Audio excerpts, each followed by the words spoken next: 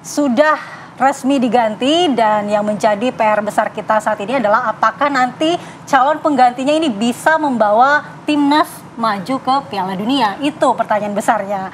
Nah, sudah digadang-gadang yang akan menjadi pengganti dari Coach STY ini adalah pemain atau legend juga nih dari Belanda, Patrick. Ini salah satunya Kluivert. Iya, salah satunya nih. Nah, apakah nantinya ini cocok dengan gaya sepak bola di Indonesia? Kita akan memperbincangkannya dengan narasumber kita sudah hadir Bang Fernand Huta Barat, pengamat sepak bola. Selamat pagi, Bang. Pagi juga.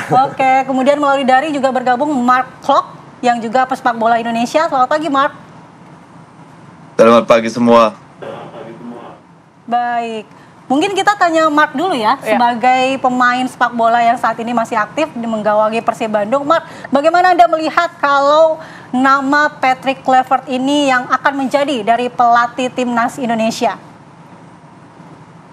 Ya, pertama-tama dia punya nama besar sebagai karir. Kita juga belum punya ketahuan gimana dengan pelatih. Kita harus lihat nanti sebagai pemain taktik seperti apa, main seperti apa.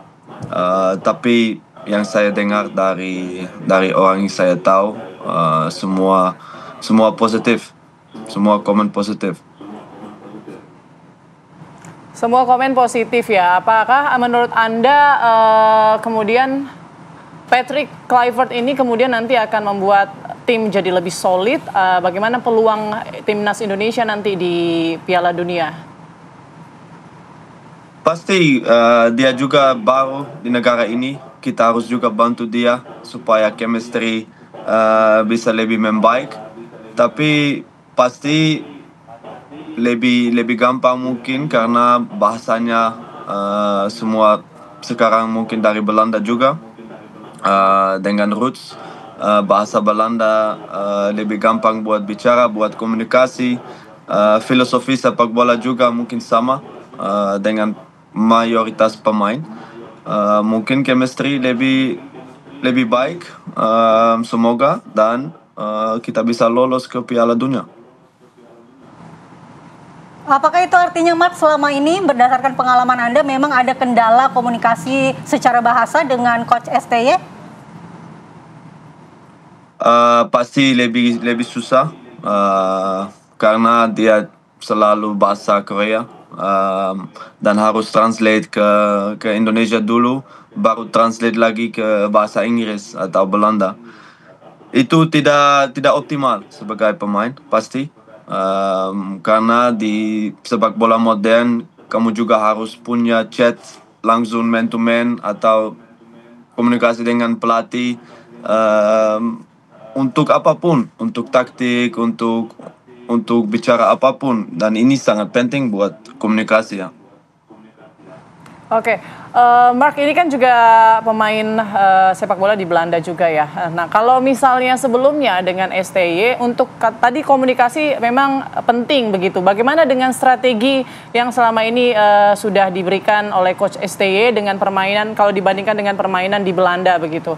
Apakah juga sangat berbeda?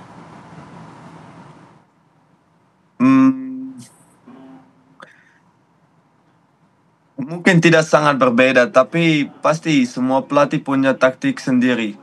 Semua pelatih punya filosofi sendiri sebagai formasi, latihan, instruksi, itu pasti. Dan kita harus lihat adalah filosofi dan taktik dari pelatih Belanda lebih baik kepada tim kita, kepada pelatih Sintayong. Dia juga punya memori sangat baik mungkin di negara ini, prestasi, ada banyak momentum yang bagus, juga ada momentum yang tidak bagus, tapi dia punya prestasi cukup baik, dan ya kita harus lihat dengan pelatih baru, semoga chemistry lebih baik, di formasi juga, di filosofi juga, tapi saya yakin lebih gampang buat semua pemain.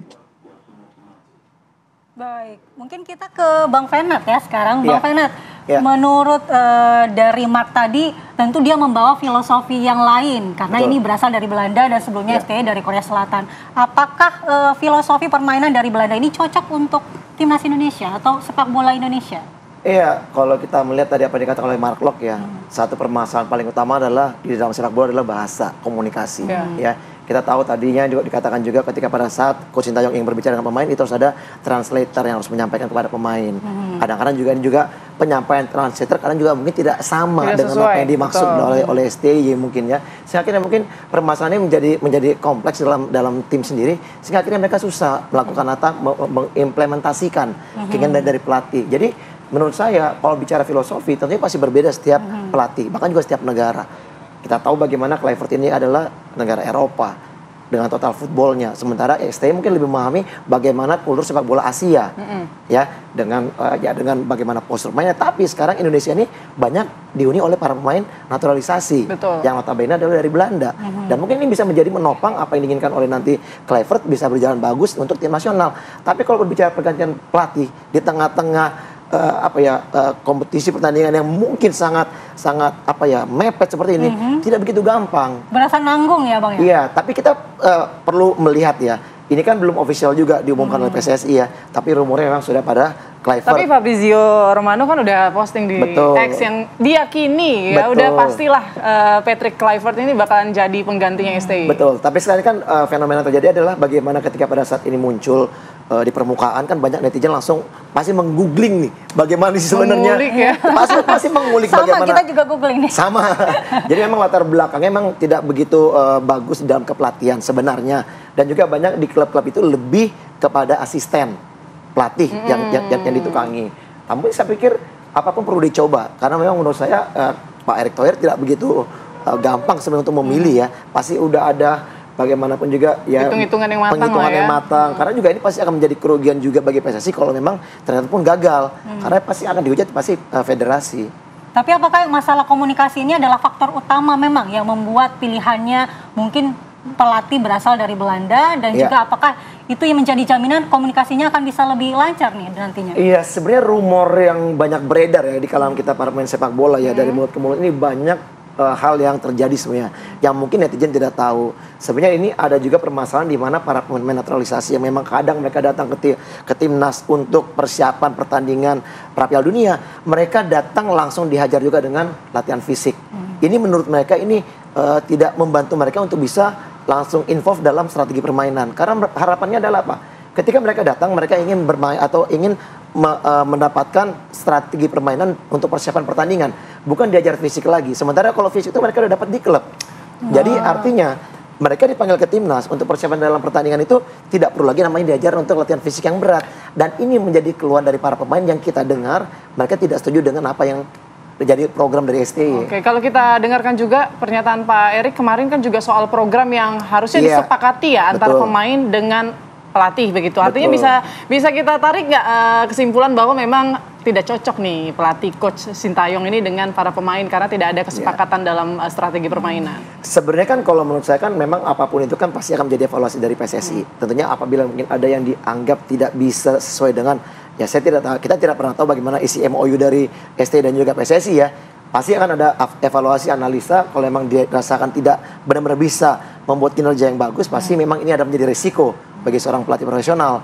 Tapi kalau menurut saya kita juga pernah berbicara sama-sama, banyak hal menurut saya juga mungkin yang saya juga kurang setuju ya dengan bagaimana strategi formasi yang selalu dimainkan dan tidak ada perubahan ketika kita deadlock dalam formasi itu. Ini mungkin yang menjadi catatan juga untuk PSSI bahwa kenapa sih kita tidak punya perbedaan dari formasi ketika kita mendapatkan deadlock dengan 3-4-3 kita deadlock berubahlah mungkin dengan 4-3-3, 3-5-2, banyak mungkin strategi yang bisa dimainkan menyesuaikan dengan kualitas main yang kita punya. Tapi kalau memang hanya 3-4-3 bermain defense counter dengan beberapa para netizen juga yang banyak beredar mengatakan kita hanya bisa bermain bertahan. Nah, harapannya dengan perubahan pelatih nanti kita bisa mengembangkan permainan bukan cuma sekedar bertahan, tapi kita bisa ofensif dalam permainan. Itu tadi total football ya. Total football tadi. Ya, tapi kalau berbicara mengenai Kluivert ini rekam jejaknya kan memang dia ini salah satu legend kalau dia pemain. Betul. Tapi di dunia kepelatihan kan belum terbukti ya Bang ya. Betul. Nanti kita akan bahas, tapi kita harus jeda dulu. Tetaplah bersama kami di Apa Kabar Indonesia Pagi. Kembali di Apa Kabar Indonesia Pagi, kita lanjutkan perbincangan dengan Bang Fenad. Bang, kalau nama Patrick Kluivert yang santer di gawang-gawang, ya digadang-gadang ingin menjadi pelatih pengganti STY ini, bagaimana dengan rekam jejaknya di dunia kepelatihan? Kalau pemain kan tidak diragukan lagi, klub-klubnya besar semua, Barcelona, Ajax, kemudian AC Milan. Tapi kalau di dunia pelatih seperti apa, Bang? Ya, bahkan juga saya tambahin sedikit ya, bahkan bermain di tingkat profesional di klub, dia bermain 343 pertandingan dengan gol 149. Di timnas sendiri dia bermain 79, golnya 40. Artinya mungkin kalaupun ini jadi pelatih, mungkin bagus untuk nanti penyerang-penyerang depan kita ya. Mungkin bisa lebih produktif nantinya ke depan. Tapi kalau kita memang bicara masalah kepelatihan, tadi sudah kita bahas juga sama-sama bahwa memang dia lebih banyak dominan menjadi asisten pelatih di klub-klubnya. Bahkan kita tahu juga pernah menukangi Curaçao, itu adalah negara ibunya ya, di mana dia juga di sana pernah meninggalkan tim sebelum selesai. Yang ini menjadi rumor yang begitu kencang di dunia sepak bola, sehingga akhirnya mungkin banyak orang yang agak sedikit mendiskreditkan seorang Kluivert. Tapi menurut saya apapun itu, kita akan melihat bagaimana kemampuannya nanti untuk menukangi Indonesia, dan tidak bisa kita hanya menilai sebatas apa yang kita lihat dari data itu. Jadi ya mungkin dia dengan berbagai dia menjadi asisten pelatih, terutama dengan Louis van Gaal, ini bisa menjadi ilmu yang dia dapat banyak di sana, kan itu kan kita belum lihat. Jadi kita ya cukup mendukung saja.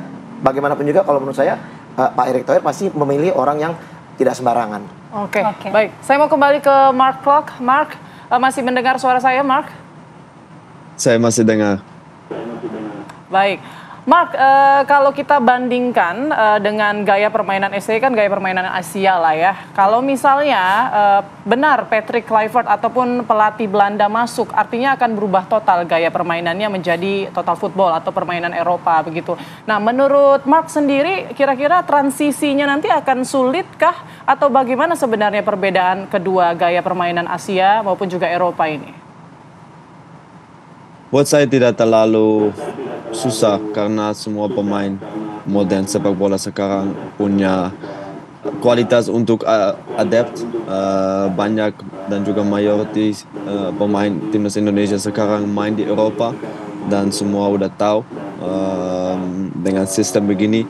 Saya yakin mungkin 4-3-3, tapi juga pemain Indonesia main sistem ini di semua klub hampir. Dan buat saya sistem tidak terlalu faktor utama buat adaptation atau apapun. Saya pikir itu gampang. Oke, lalu apa yang menurut Mark menjadi faktor penting untuk adaptasi nantinya dengan pelatih baru, Mark? Untuk dia sendiri adapt ke culture kita, adapt ke Indonesia, adapt dengan pemain, juga chemistry team yang penting buat pelatih baru untuk dapatkan tim ini dengan tim yang solid di dalam tim, di luar lapangan. Itu faktor-faktor sangat penting untuk sukses kepada Patrick Kluivert. Tapi kalau benar Patrick Kluivert ini menjadi pelatih timnas Indonesia, adakah keinginan Anda untuk kembali membela timnas, Pak? Pasti. Klok selalu mau main buat timnas Indonesia, dan 3 tahun terakhir lumayan banyak main, mungkin 6 bulan terakhir. Ada insiden yang datang dan saya tidak dipanggil lagi, tapi saya siap buat membela timnas Indonesia selalu. Oke, sudah ada dihubungi belum, Mark, kira-kira? Karena ini news belum official kan, kita juga belum tahu Patrick Kluivert adalah benar pelatih. Tapi apapun saya mungkin tahu, saya tidak bisa bicara sekarang. Iya, begini Mark, dengan masuknya Kluivert ini tantangannya adalah Indonesia harus bisa untuk tembus Piala Dunia. Kira-kira realistis tidak? Saya pikir realistis. Dengan pelatih baru saya pikir realistis. Tapi kita juga tidak punya banyak waktu, karena Maret udah 2 pertandingan yang sangat sulit dan sangat berat dan sangat penting. buat target ini, dan buat dia juga dia tidak punya banyak waktu untuk menjadi mimpi kita. Tapi Australia, Bahrain kita harus bisa menang dengan quality kita. Mungkin Japan tidak terlalu realistis, kita masih di bawah kita, tapi untuk tim lain saya tidak lihat adalah tim yang lebih kuat dan punya quality lebih kepada timnas Indonesia. Oke, Mark, kita tahu ya Mark bahwa Coach STY ini banyak sekali fansnya, dan pada saat ia dicopot dukungan mengalir deras untuk STY begitu. Nah, mungkin apa pesan dari Mark sendiri untuk para pecinta sepak bola tanah air agar bisa percaya begitu bahwa putusan ini yang terbaik, bahwa timnas kita nanti ke depan akan bisa membawa kabar baik lah begitu, bisa lolos babak kualifikasi Piala Dunia? Saya pikir semua orang di sepak bola selalu punya opini, pemain, netizen, siapapun. Tapi yang penting federasi bikin keputusan dengan ketahuan lebih kepada kita. Dan kita juga harus hormati federasi dengan hal yang mereka lakukan.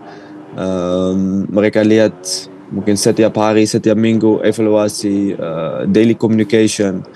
Dan kalau desisi ini udah fix, ya kita harus terima, kita harus move on, kita harus support dan dukung semua kita bisa untuk pelatih baru bikin sukses. Tapi pasti mereka sedih juga karena mungkin mereka cinta dengan Sintayong. Tapi ini adalah hidup, ada orang yang datang, ada orang pergi, itu tidak biasa, itu biasa di sepak bola juga. Baik. Oke, ada yang datang dan pergi itu biasa. Iya, nah, catatannya itu harus di-highlight itu. Kita harus move dari on. Bagaimana Bang Fenar? Kita harus move on nih, karena pertandingan sudah dekat dengan lawan Australia nih. Iya betul, tadi saya juga sudah katakan ya, apa yang harus kita lakukan adalah mendukung dari federasi ya. Bagaimanapun keputusan dari federasi itu pasti sudah dipikir matang-matang. Jadi kalau menurut saya, orangnya belum kerja tapi itu udah menghujat. Ya kan, ini kan belum kelihatan apa hasilnya. Dan saya sangat setuju apa yang dikatakan tadi oleh Mark Locke. Mudah-mudahan dengan apa yang sudah dilakukan ini bisa justru malah membuat satu perubahan yang baru bagi tim, yang terutama adalah chemistry dan juga bagaimana hubungan antar pemain dalamnya. Ini yang paling penting, karena sepak bola berbicara kompleks, bukan hanya sekedar strategi doang. Kalau strategi tadi sudah dikatakan oleh Mark Locke, pasti akan bisa dijalankan oleh pemain. Bagaimana penerapan. Ya. Ini kalau sepak bola, ini bahasa sepak bola, semua pemain bisa melakukannya, tapi bagaimana penyampaian program yang bagus dari pelatih, mungkin itu paling penting. Karena apa? Implementasi di lapangan itu semua kembali dari latihan.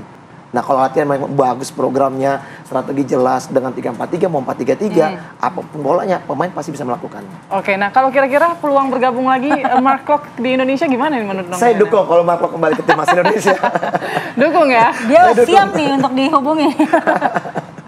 Ya bagaimanapun juga setiap pemain pasti akan siap untuk dipanggil timnas ya. Terutama mungkin seperti Mark Locke juga yang juga kemarin di eranya di era STY. Mungkin Elkan juga mungkin bisa kembali nantinya. Ya, Raiders juga mungkin bisa kembali. Jadi mungkin ya itu yang paling penting adalah bagaimana hubungan ya, chemistry antara pelatih ke pemain dan juga ke dalam stakeholder dalam tim sendiri itu penting sekali. Karena itulah membuat kenyamanan dari setiap pemain untuk bisa mengeluarkan kemampuan terbaiknya. Dan ini paling penting catatannya, ya tadi kita katakan bahwa semua kita harus dukung dulu, kita harus juga bagaimana perkembangannya. Kalaupun memang nantinya memang ada kegagalan, ya itu kembali hak para netizen untuk menilainya. Baik, terima kasih Bang Fenar waktunya bergabung bersama kami, juga Mark Locke sudah bergabung di Apa Kabar Indonesia Pagi. Intinya adalah kita harus move on dan kita harus terus mendukung timnas untuk ke depannya. Terima kasih. Yang datang dan pergi itu biasa. Nah, itu harus diingat itu pokoknya kata-kata Mark Locke untuk netizen ataupun pecinta sepak bola yang datang dan pergi itu hal biasa. Oke. Baik, terima kasih banyak atas waktunya Bapak-bapak. Sehat selalu semuanya. Ya, kita akan kembali di Apa Kabar Indonesia Pagi usai jeda pemirsa.